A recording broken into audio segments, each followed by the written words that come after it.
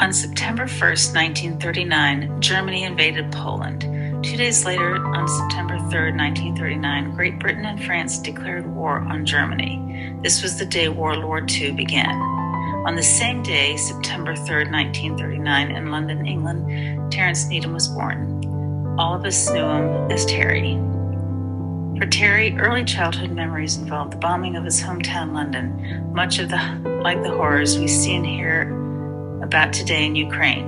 And from these formidable times, Terry developed many lifelong friendships that he cherished and valued. And what we learn to value in our early life and the values we choose to live by throughout our life begins our legacy. By the 1970s, Terry was working at St. Mary's Hospital in London as a bioengineer. It is here where he became more interested in using the equipment with patients than in its design and construction, and from here on, he concentrated upon the non-invasive diagnosis of peripheral vascular disease.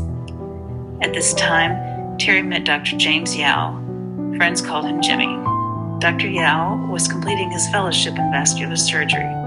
It was at St. Mary's Hospital where Jimmy began his famous career in the non-invasive measurement of peripheral vascular disease. Jimmy's thesis detailed his experiments using the Doppler and the clinical studies of patients with peripheral vascular disease.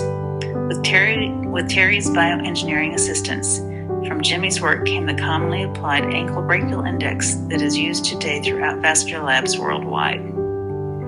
A couple of other notoriety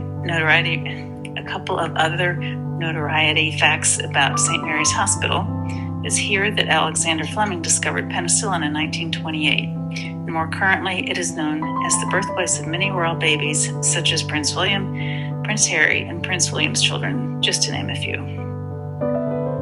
In 1981, Terry was instrumental in developing an international vascular conference at St. Mary's Hospital that would occur every 5 years for many years to follow. Terry came to the United States in the early 1980s, reconnecting with another vascular surgery fellow from St. Mary's Hospital in London, Dr. Ken Shull. Ken and his wife Marie were teaching a vascular course at Bowman Gray at this time and welcomed Terry's assistance in teaching. In time, Terry became director of the postgraduate course in peripheral vascular ultrasound at Wake Forest University Hospital in Winston-Salem from 1983 until 2013. Terry was known as a brilliant teacher in the area of vascular physics and technology and brought a great sense of humor and wit to an otherwise dry and difficult subject. A few other accomplishments of Terry's throughout his career: he volunteered with the American Registry of Diagnostic Medical Sonography in the early 1990s with Vascular Physics Examination Development Committee and went on to become its chair from 2003 to 2007. Terry was a member of the American Registry for Diagnostic Medical Sonography Task Force for the development of the sonography principles and instrumentation examination that was launched in 2009. Terry was a fellow and past board member of the Society for Vascular Ultrasound and a board member of the Intersocietal Accreditation Commission for Vascular Laboratories. Terry was chair of the Vascular Physics Task Force of the American Registry for Diagnostic Medical Sonography. And Terry taught at and had been on the advisory boards of the ultrasound program at Chattanooga State and at Northwest Georgia Tech in Rome, Georgia.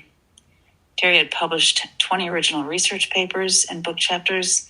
He received several professional awards and gave more than 500